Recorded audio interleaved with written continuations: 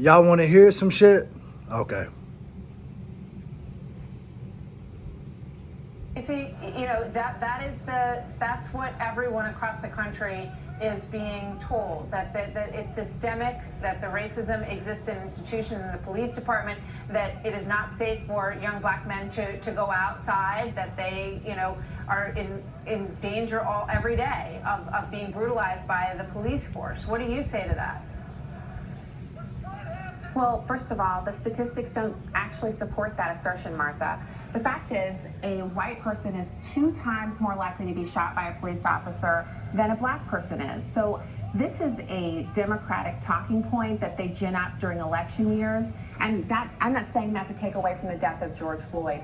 He was killed. He was killed unjustly. We all watched it. We were all horrified. It was a moment of utter unity for America when we all cried out for justice for him. But now that they've all been arrested and charged, they've all been fired, we have to wait for the actual wheels of justice to turn to see if Keith Ellison and others who are going to prosecute can actually bring those charges successfully and put these men behind bars. But while that happens, what about the communities? What about the black police officers who've been killed?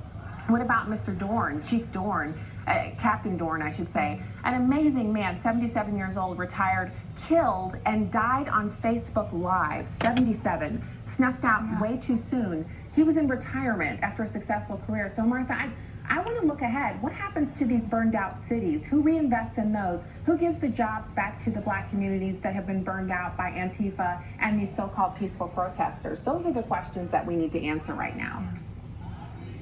Good questions.